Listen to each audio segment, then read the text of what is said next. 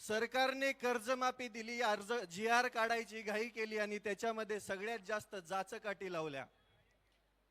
मला सर्वात सुरुवातीला हे मेन्शन करायचं की ही कर्जमाफी फसवी असणार आहे हे आधीच माहिती होतं। जेव्हा काही दिवसांपूर्वी शेतकऱ्यांच्या नावाने आंदोलन झालं आणि मुंबईला बोलून त्याच्यामध्ये काही झालं, त्यावेळेसच समजलं होतं की सरकार फक्त शेतकऱ्यांच्या तोंडाला पानं पुसायचं काम करणार आहे। काम करणार आहे माहित होतं, ते पुढे जाऊन सिद्धही झालं। काहींना आमदारकी भेटली, काहींना वचनं भेटली, पक्ष विलीन झाले आणि सरकारने त्यानंतर GR काढला। GR मध्ये 2 अटी अशा आहेत ज्याच्यामध्ये अख्खी खुट्टी टोकलेली आहे। ज्या शेतकऱ्यांनी 2019च्या कर्जमाफीमध्ये लाभ घेतलेला आहे अशा शेतकऱ्यांचं कर्ज माफ होणार नाही। त्याच्यामध्ये तुम्हाला 50,000 लाभ भेटेल, परंतु तुम्हाला जे कर्ज आहे, तुमचं जे थकीत कर्ज आहे, ते कर्ज तुम्हाला 1 ना 1 रुपया आधी भरावं लागेल। मग याला कर्जमाफी म्हणायची की फडणवीसांनी सुरू केलेली बँकांसाठीची कर्ज वसुली, हा प्रश्न पडलाय।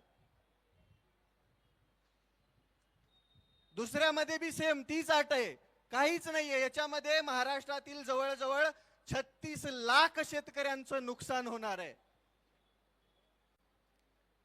मग कर्जमाफी द्यायचीच होती तर सरसकट द्यायची ना, ढोंग कशाला करायचं? जर तुम्हाला शेतकऱ्यांचा एवढाच कळवळ आहे तर सरसकट द्यायची, पण नाही।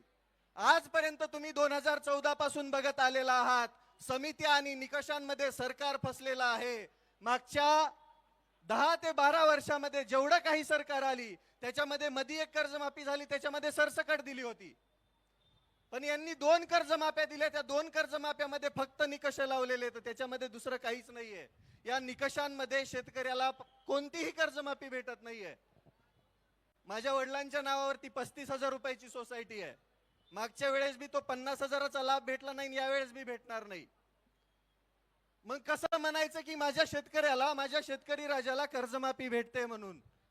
जी मुख्य मागणी आहे, हेच मुख्यमंत्री देवेंद्र फडणवीस साहेब म्हटले होते की मी सत्तेमध्ये आल्यानंतर शेतकऱ्यांचा सातबारा करणार, कोरा कोरा कोरा कोरा कोरा। पण हा कोरा करायच्या नादामध्ये त्या शेतकऱ्यांच्या सातबाऱ्यावरती बोजा चढवायचं काम हे सरकार करत आहे। या सरकारच्या काळामध्ये विचार करा तुम्ही, कोणतीही सबसिडी शेतकऱ्याला भेटत नाही, कोणत्याही योजनेचे पैसे योग्य वेळेवरती शेतकऱ्याला भेटत नाही, खताचे औषधाचे भाव गगनाला भिडलेत, कोणताही हमी भाव योग्य प्रकारे शेतकऱ्याला भेटत नाही। कांदा 2 रुपयाने विकावा लागतोय। शेतकरी अक्षरशः देशोधडीला लागायला लागला आणि इथलं सरकार म्हणते आम्ही शेतकऱ्यांच्या हिताचं। अरे घंटा तुम्ही हिताचे आहेत, लई शिव्या येतात पण इथं देऊ शकत नाही। यांच्या विरोधात बोलतो म्हणून 2 दिवसापूर्वी 2 अकाउंट उडवले। अरे अकाउंट उडवले म्हणजे आवाज दबत असतो का? येता येता दुसरं उडवलं 5 लाखाचं। एवढे घाबरलेत हे, एवढे घाबरलेत कारण की शेतकऱ्यांची एकजूट व्हायला लागली, शेतकरी एकत्र यायला लागलाय। दादांनी सुरुवातीला आंदोलन चालू केलं, कांद्याच्या आंदोलनामध्ये बघा सुरुवातीला 12 रुपये 35 पैसे वाढवलं। जशी जशी शेतकऱ्यांची एकजूट वाढायला लागली, दादांचा तीव्र विरोध चालू झाला। त्यानंतर 15 रुपयाच्या वर भाव केला ना, आता काहीतरी 16.5 रुपये केलाय। मग तुम्ही असं खुडत देण्यापेक्षा एक खट्या का देत नाहीत?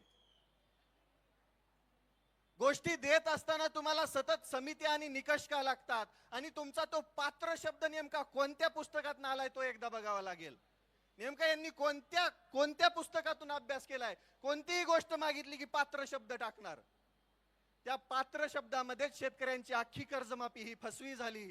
शेतकऱ्यांच्या हाती काहीही भेटणार नाही। शेतकऱ्याच्या हातामध्ये फडणवीस सरकारने गाजर द्यायचं काम केलंय। आणि कोणी बोललं की एक तर त्याच्यावर गुन्हे दाखल होतात, एक तर त्याचे अकाउंट बंद होतात आणि त्याला जेलमध्ये डांबल्या जातं।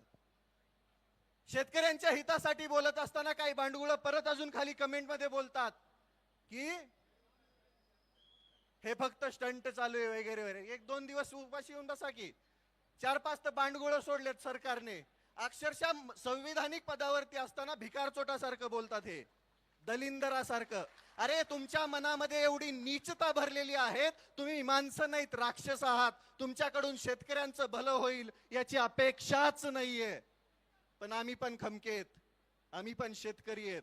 आम्ही आतापर्यंत आमचं रुमणं त्या अवतावरती धरून 2 फूट आतमध्ये आऊत खुपसलंय शेतामध्ये. आमच्या शेतीची मशागत केली आहे.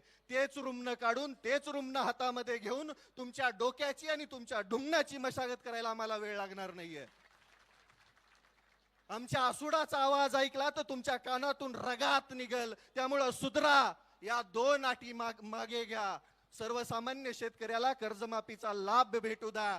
बँकांचे वसुली एजंट असल्यासारखं वागू नका, अन्यथा याचे परिणाम संपूर्ण महाराष्ट्रभर दिसतील. आज ही मूठ, वज्रमूठ एवढी मोठी होईल की या वज्रमुठीने तुमच्या डोक्यावरती प्रहार केला तर कुठे पाताळाला जाताल समजणार पण नाही. अरे यांना लाजा वाटायला पाहिजेत. देत असताना जरा नीट तरी द्यायचं ना. निकष लावून द्यायचंय तर द्यायचं ढोंग कशाला करायचं. मतांपुरता शेतकरी लय महान असतो यांच्या नजरेमध्ये. पण मतं भेटली, सरकार आलं, सत्तेमध्ये बसले, ढुंगणाखाली खुर्ची भेटली की झालं, शेतकऱ्यांचा विसर पडला. कर्जमाफीचं गुऱ्हाळ मागचं 1 वर्ष चालू आहे माहितीये. आता GR काढलाय. GR काढताना म्हणले की आचारसंहिता झाल्यावर, मग GR बी आचारसंहिता झाल्यावरच काढायचा ना. म्हणजे प्रत्येक वेळेस फक्त फसवायचं, प्रत्येक वेळेस शेतकऱ्याला फक्त तोंडाला पानं पुसायची आणि प्रत्येक वेळेस शेतकऱ्याला फक्त खेळवत ठेवायचं. हे काम हे इथलं सरकार करतं, हे पाप आहे. सर्वसामान्य शेतकऱ्याच्या अडचणी काय आहेत काय माहिती यांना. मंत्रालयाच्या AC मध्ये बसून यांना निर्णय घ्यायला काय लागतंय. कधी या आमच्या शेतामध्ये आऊत आणून दाखवतो तुम्हाला काय त्रास असतो ते. देशोधडीला लागलाय शेतकरी आणि त्याच शेतकऱ्यांवरती वार करायचं काम हे सरकार करतंय. या सरकारला धडा शिकवण्यासाठी शेतकऱ्यांना आता एक या. जात धर्म पंथ सगळं बाजूला ठेवा, ते पक्ष बाजूला ठेवा आणि आता एक या. आजपर्यंत शेतकऱ्यांची एकजूट झाली नाही, म्हणून सगळ्यात जास्त अन्याय कोणावरती झाला असेल तर तो शेतकऱ्यावरती झालेला आहे. 1-1 लाख कोटीचे प्रोजेक्ट आहेत त्यांचे, त्याच्यामध्ये सगळ्यात जास्त नुकसान शेतकऱ्यांचं आहे. ज्या शेतकऱ्यांकडे 4-2 एकर जमीन आहे ती घेण्याचा पण घाट या सरकारने घातलाय. शक्तीपीठाचं तुम्हाला माहितच असेल. ज्याची आवश्यकताच नाही, ज्याला समांतर महामार्ग आहे, तरी पण यांना तिथं घालायचं आहे. कारण की सरकारनं शेतकऱ्यांच्या जमिनी घ्यायच्या, त्या कॉन्ट्रॅक्ट मधून पैसे कमवायचे आणि शेतकरी देशोधडीला लावायचा. माझी स्पष्ट मागणी आहे सरकारला, तुम्ही जर या 2 जाचकाठी लवकरात लवकर मागे घेऊन सरसकट सर्व शेतकऱ्यांना 2 लाखांपर्यंत कर्जमाफी नाही दिली तर आम्ही मंत्रालयावर पण धडकायला कमी करणार नाही. आम्ही त्यावेळेस आमच्या हातात रुमणं असेल आणि खांद्यावरती आसूड असेल, त्याचा वार आणि त्याचा आवाज तुमच्या कानामध्ये घुमल्यावरती तुम्ही लाईनीवरती येणार, वटणीवर येणार. वाटोळं झालंय शेतकऱ्यांचं. कोणत्याही योजनेला निधी नाहीये, फंड नाहीये. सर्वसामान्य शेतकऱ्याच्या आता पेरण्या तोंडावरती आहेत, बियाणं व्यवस्थित उपलब्ध नाहीये. या वर्षी तर दुष्काळाचं सावट आहे. खुद मुख्यमंत्रीच म्हणताय की 1950 सारखा दुष्काळ पडणार आहे जणू. मग याच्यामध्ये शेतकरी कसा जगणार नेमका. त्याच्या डोक्यावरती कर्जाचा डोंगर असताना तो सर्वाइव्ह कसा करणार, जगणार कसा, आणि तो पुढे त्याचं कुटुंब कसं जगवणार, हा प्रश्न आहे शेतकऱ्यांच्या पुढे. काही नसतंय, सर्वसामान्य शेतकऱ्याच्या हातामध्ये काही सुद्धा नाहीये. बियाण्यांपासून ते विक्रीपर्यंत सगळं काही सरकार ठरवणार आणि ज्यावेळेस माल येतो त्यावेळेस पण त्याचा भाव बी सरकार आणि आडते व्यापारी ठरवणार. शेतकऱ्याच्या हातामध्ये धतुरा कायमस्वरूपी तेच लागत आलंय. सर्वसामान्य शेतकऱ्यांना लुटायचं काम इथलं सरकार करत असताना आपण शांत बसून चालणार नाही. माझी त्या सर्व महाराष्ट्रातील शेतकऱ्यांना विनंती आहे, आज आमदार रोहितदादा पवारांच्या पाठीमागे उभा राहावं लागेल. 3 दिवसापासून पोटात अन्नाचा कण नाहीये. हे आपल्यासाठीच चालू आहे. जर माफी झाली तर ते सगळे 36,000 शेतकरी त्या निकषांमध्ये बसणार आहेत. त्या 36 लाखांपैकी कमीत कमी 36,000 तरी इथं दिसायला पाहिजेत. त्याच वेळेस इथल्या सरकारवरती दबाव बसणार आहे. माझी महाराष्ट्रातील सर्व शेतकऱ्यांना विनंती आहे, कुठं बी असा पण पंढरपुरात दिसा. आजपर्यंत तुम्ही वारकरी बनून इथं आला होतात, आता एकदा शेतकरी बनून पंढरपुरात यायची वेळ झाली आहे. आमदार रोहितदादा पवारांचे हात बळकट करायची वेळ झाली आहे. हे तुमच्यासाठी चालू आहे फक्त. याच्यामध्ये कोणता स्वार्थ, कोणता स्टंट किंवा अजून काही नाहीये. मुळातच या राज्यामध्ये विरोधक ठेवायचाच नाही असा सरकारचा घाट आहे. त्याच्यासाठी 4-2 भिकारचोट सोडलेली येत. काल एक जण बकवास करत होता, दलिंदर. अरे 2 मारावे वाटले, आई शपथ सांगतो. नाव घेतलं लय बुडाला आग लागल, घेणार नाही, तुम्हाला समजून गेला असेल. लाजा वाटत नाहीत का तुम्हाला बोलत असताना? लाजा. अरे जनाची नाही मनाची तरी ठेवा ना. कोणीतरी शेतकऱ्यांसाठी लढत असताना तो स्टंट कसा असू शकतो? आम्ही तर तुमच्या सरकारमध्ये घेतलेल्या त्या कडूला बी पाठिंबा दिला होता ना. निघाला भिकार चोट, आम्ही काय करावं त्याला? शेतकऱ्यांच्या जीवावरती पोळी भाजणारी माणसं अशीच असतात. पण इथं नाहीये ना तसं. मागचा जर विचार केला तुम्ही तर कांदा आंदोलनामध्ये शेतकऱ्यांचा फायदा झाला दादांनी आंदोलन केल्यानंतर. मग या आंदोलनाचा पण फायदा शेतकऱ्यांना होणार आहे हा विश्वास आहे आम्हाला. आणि आम्हाला माहितीये की हे स्वाभिमानाचं रक्त आहे, हे शेतकऱ्यांसाठी लढणारं रक्त आहे. म्हणून आमचा जाहीर पाठिंबा दादाला आहे. आता माघार नाही. जोपर्यंत या 2 जाचकाठी सरकार रद्द करत नाही, जोपर्यंत सरसकट सर्व शेतकऱ्यांना 2 लाखांपर्यंत कर्जमाफी सरकार देत नाही, तोपर्यंत आम्ही माघार घेणार नाही. आता आम्ही शांततेमध्ये आहोत. आता आम्ही शांत बसून आहोत. याचा अर्थ असा नाही की आम्ही शंड आहोत. आम्हाला लढायचंही माहितीये. छत्रपती शिवरायांचा वारसा सांगतोत आम्ही. डॉक्टर बाबासाहेब आंबेडकरांनी दिलेलं संविधान, त्यांनी दिलेलं सगळं साहित्य वाचून इथं अन्यायाविरुद्ध लढणारे हात आहेत आमचे. सर्वसामान्य शेतकरी शिक्षित नसला, पाठीमागे असला तरी त्याला लढायचं कसं हे माहिती आहे. आम्ही लढणार, तोपर्यंत लढणार जोपर्यंत शेतकऱ्यांना त्यांचा हक्क भेटणार नाही. आम्ही लढत राहणार, शेवटच्या श्वासापर्यंत लढत राहणार. उद्ध्वस्त व्हायला लागली आहे शेती, उद्ध्वस्त व्हायला लागलाय शेतकरी, आणि उद्ध्वस्त व्हायला लागलेत शेतकऱ्यांची कुटुंब. आमच्या शेतीवरतीच आमची लेकरं मोठी होतात, शाळा शिक्षण घेतात. पण नाही, बाकी काही असेल, फक्त आणि फक्त शेतकऱ्यांचं रक्त पिण्याचं काम इथलं सरकार करत असेल तर यांना धडा शिकवायची वेळ आली आहे. आणि माझी त्या प्रत्येक स्टंट म्हणणाऱ्या भिकारचोटाला विनंती आहे. त्या आझाद मैदानामध्ये लोळत असताना आम्ही बघितले डुकरावानी. तुझे कसले स्टंट होते आम्हाला बी माहिती आहे. आणि जर लईच हिम्मत आहे तर माझा पट्ट्याचा आता चॅलेंज आहे, 15 दिवस तू शेतकऱ्यांसाठी उपाशी राहा, तेव्हाच तू आम्ही समजू की तू बी शेतकऱ्याची औलाद आहे. तू पण शेतकऱ्यांसाठी लढतोय, तू पण सरकारमध्ये राहून शेतकऱ्यांच्या हक्कासाठी भांडतोय. हाय हिम्मत नाही. सत्तेच्या वळचणीला बसणारी ही बांडगुळ कधी सर्वसामान्य शेतकऱ्यांचं हित बघू शकत नाही. आणि जो शेतकऱ्यांसाठी लढतोय त्यांना पाठीमागं ओढण्याचं काम इथली हीच बांडगुळ करतायत. अजून एक होतं, मंत्री झालंय पाठीमागून येऊन, समजलं असेल, म्हणे शेतकऱ्यांच्या नावाने वोट बँक. अरे वोट बँक तर तुम्ही चोरली शेतकऱ्यांची, शेतकऱ्यांना खोटी आश्वासनं देऊन. आणि प्रत्येक वेळेस राजकारण नसतं, कधी कधी समाजकारण आणि शेतकरी पण असतो, तो बघा. आणि इथून पुढे शेतकऱ्यांवरती कोणी अपशब्द बोलत असेल, शेतकऱ्यांना मागं ओढत असेल तर त्या भिकार चोटाला धडा शिकवायचं काम शेतकरी करेल. इथून पुढे शेतकऱ्यांना कोणी बोलायचा प्रयत्न करेल, मागं ओढायचा प्रयत्न करेल, शेतकऱ्याला नीच दाखवायचा प्रयत्न करेल तर तिथल्या तिथं त्याला धडा शिकवला जाईल. त्याच्या डुंगणावरती चाबकाचे आसुडाचे वार उमटवले जातील. ही वस्तुस्थिती आहे. लढावं लागेल राजांनो. ज्या सरकारला आपण स्पष्ट बहुमतामध्ये निवडून दिलंय, आता कसं निवडून आले ते तुम्हाला बी माहिती आहे. पण ते निवडून दिल्यानंतर आपल्यासाठी काम करायचं सोडून हे स्वतःची घरं भरण्याचं काम करतायत. आणि ही घरं भरत असताना आपल्याला लढावं लागेल, कारण की या राज्यामध्ये विरोधी पक्षनेता आपण ठेवलेला नाहीये. आपली चूक आहे ती. कधी पण मतदान देताना निम्म निम्म देत जा. इथून पुढे म्हणजे आपले हक्क मिळत असताना निदान विरोधी पक्षनेता असेल. आणि विरोध नसतोच हा, मुळात हक्क मागण्यासाठी केलेला हा अट्टास असतो. उपाशी राहायला कोणालाही आवडत नाही.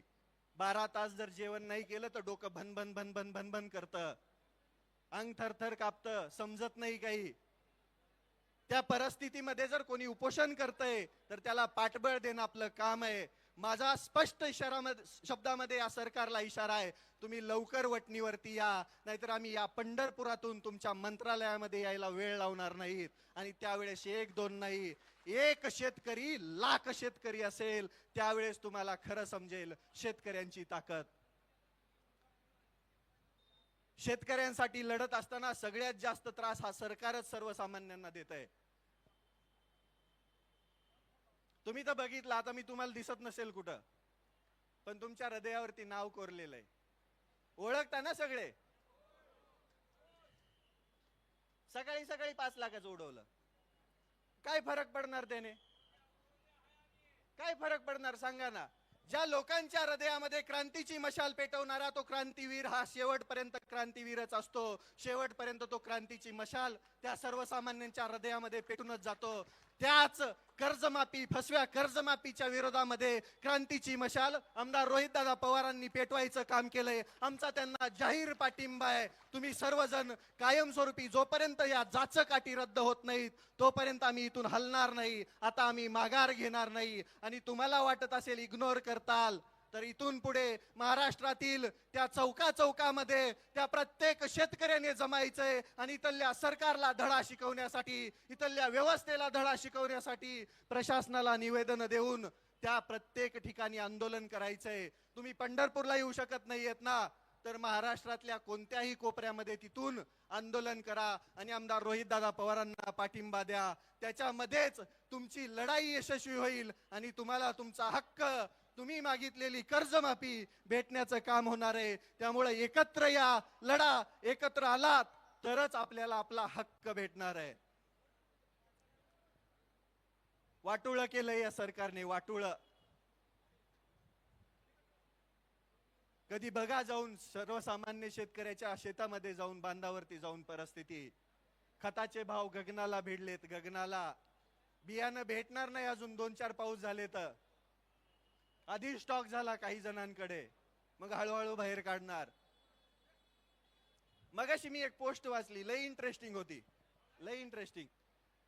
ते आपल्या अन्न आणि औषध भेसळ प्रशासनाचे आयुक्त म्हणून तुकाराम मुंडे साहेबांची विनंती, आपल्या नियुक्ती केली आहे. मग देवेंद्र फडणवीस साहेबांच्या पेजवरती एक पोस्ट होती बीजेपी मुंबईच्या, की देवेंद्र फडणवीस साहेबांची कामगिरी इथून पुढे गुटखा विकणाऱ्यांवरती मोकोका कारवाई होणार. आणि याच्या दोन नाही 6 महिने आधीच नरहरी झिरवळ साहेब म्हणले होते की आम्ही बी मोकोका कारवाई करणार, पण एकावर बी झाली नव्हती. कालपासून सगळ्यांवरती व्हायला लागली. म्हणजे एक माणूस सिस्टीम मधला काय करू शकतो, हे बदल घडू शकतो, हे तुम्ही बघता, पण त्याचं श्रेय लगेच दुसरे घेणार. बरोबर की नाही?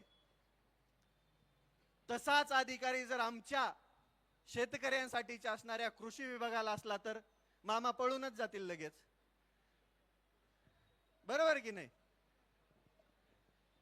परवा दिवशी तर म्हणे एका शेतकऱ्याला, माझ्याकडे त्या शेतकऱ्याचा असो, अक्षरशः ऊस जळाला होता. ऊस किती असंवेदनशील असतात ही माणसं, तुम्ही बघा. ऊस जळाला, त्या शेतकऱ्याने उन्हात बसून आंदोलन केलं. त्याला पाणी सोडण्याचं आश्वासन भेटल्यानंतर आंदोलन मागे घेतलं. त्याची मागणी होती फक्त जळालेल्या ऊसाचा पंचनामा करा. अतिवृष्टीचे पैसे अजून आले नाहीत शेतकऱ्याच्या खात्यात. कोणत्याही विम्याचे पैसे मागच्या 2-4 वर्षात शेतकऱ्याच्या खात्यात आलेले नाहीयेत. पंचनामा करण्यासाठी कृषी मंत्री म्हटले की हे माझ्याकडे नाहीये, तुम्ही तुमचं बघा, तुम्ही मोठी माणसं आहेत. हे मनाने भिकारडे असणारी लोक आहेत. मनाने, पैशाने लय श्रीमंत आहेत हे, पण मनाने अक्षरशः भिकारडे. कारण की यांच्या मनामध्ये शेतकऱ्यांसाठीचा कसलाच प्रेम नाहीये, ना भाव आहे, ना शेतकऱ्यांचं भलं करण्याची ताकद आहे यांच्यामध्ये. पण आम्ही शेतकरी पण खमके येत, आम्ही शेतकरी पण असे तसे नाहीयेत, आजचे कच्चे बच्चे नाहीयेत. आमच्या मुळेच तुम्ही आहेत. तुम्हाला उद्ध्वस्त करायला आणि तुम्हाला उकडून फेकायला या शेतकऱ्यांच्या लेकरांना, शेतकऱ्यांना वेळ लागणार नाही. त्यामुळे सुधरा बांडगुळांनो आणि शेतकऱ्यांची सरसकट कर्जमाफी करा. शेतकऱ्यांना 2 लाखापर्यंतचा कर्जमाफीचा लाभ सरसकट द्या. तसल्या अटीतटी तुमच्याकडेच ठेवा. तुम्ही पैसे कमवताना, तुम्ही भ्रष्टाचार करताना अटीतटीच लावतात का, याचा पण विचार करा. परत एकदा सांगतो, रविराज साबळे पाटीलच नव्हे, या महाराष्ट्रातला तो सर्व शेतकरी ज्या शेतकऱ्याला आज गरज आहे कर्जमाफीची, ज्या शेतकऱ्याला गरज आहे त्यांच्या हक्काची, तो प्रत्येक शेतकरी आमदार रोहितदादा पवारांच्या आंदोलनाला, या उपोषणाला पाठिंबा देत आहे. सरकारने लवकरात लवकर जागं व्हावं, अन्यथा आम्ही रस्त्यावरती उतरलोत, आम्ही शांततेचा मार्ग सोडला तर तुम्हाला खुर्च्या सोडून पळून जावं लागेल, तुम्हाला खुर्च्या सोडून अक्षरशः महाराष्ट्र सोडून पळून जावं लागेल. त्यामुळे लवकरात लवकर या आंदोलनावरती तोडगा काढा आणि ज्या जाचकाठी लावल्यात त्या मागे घेऊन सरसकट सर्व शेतकऱ्यांची कर्जमाफी करा. एवढं बोलतो.